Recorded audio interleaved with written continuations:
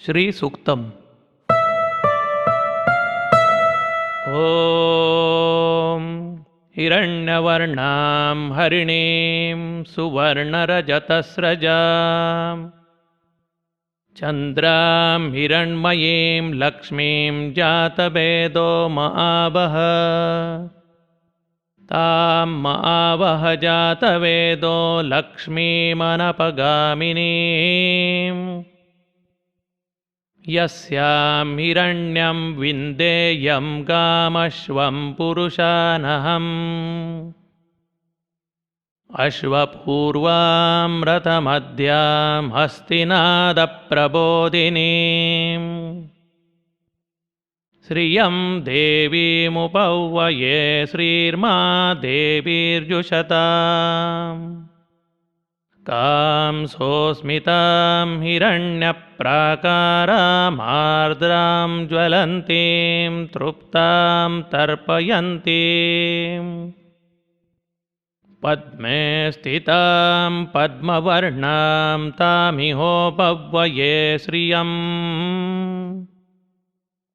चन्द्रां प्रभासां यशसा ज्वलन्तीं श्रियं लोके देवजुष्टामुदाराम् तां पद्मिनीमीं शरणमहं प्रपद्ये अलक्ष्मीर्मे नश्यतां त्वां वृणे आदित्यवर्णे तपसोऽधिजातो वनस्पतिस्तव वृक्षोऽथ बिल्वः तस्य फलानि तपसानुदन्तु मायान्तरायाश्च बाह्या अलक्ष्मीः उपैतु मां देवसखः कीर्तिश्च मणिना सह प्रादुर्भूतोऽस्मि राष्ट्रेऽस्मिन् कीर्तिमृद्धिं ददातु मे क्षुत्पिपासामलां ज्येष्ठामलक्ष्मीं नाशयाम्यहम् अभूतिमसमृद्धिं च सर्वां निर्णुद मे गृहात्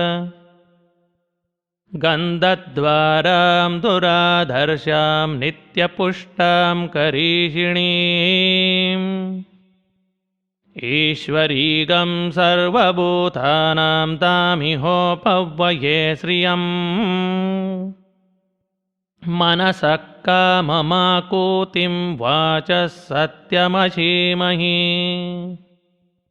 पशूनां रूपमन्नस्य महिश्रेश्रयतां यशः कर्दमेन प्रजा भूता मयि सम्भव कर्दमा श्रियं वासय मे कुले मातरं पद्ममालिनीम् आपसृजन्तु स्निग्धानि चिक्लीतवसमे गृहे निच देवीं मातरगं श्रियं वासय मे कुले आर्द्रां पुष्करिणीं पुष्टिं सुवर्णां हेममालिनीं सूर्यां हिरण्मयीं लक्ष्मीं जातवेदो महावः आर्द्रां यःकरिणीं यष्टिं पिङ्गलां पद्ममालिनीं चन्द्रां हिरण्मयीं लक्ष्मीं जातवेदो महावः तां महावः जातवेदो लक्ष्मीमनपगामिनीम् यस्यां हिरण्यं प्रभूतं गावो दास्योश्वान् विन्देयं पुरुषानहम् पद्मप्रिये पद्मिनि पद्महस्ते पद्मालये पद्मदलायताक्षी विश्वप्रिये विष्णुमनोनुकूले त्वत्पादपद्मं मयि सन्निधत्स्व श्रिये जातश्रिय आनिर्याय श्रियं वयोजनितृभ्यो दधातु श्रियं वसाना अमृतत्वमायन् भजन्ति सद्यः सविताभिदद्योन श्रिय एवैनं तच्छ्रियामादधाति सन्ततमृचावषट्कृत्यं सन्दत्तं सन्दीयते प्रजया पशुभिः य एवं वेद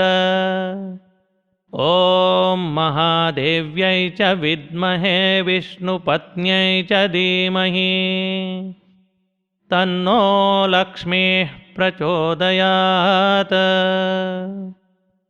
ॐ शान्तिः शान्तिः शान्तिः।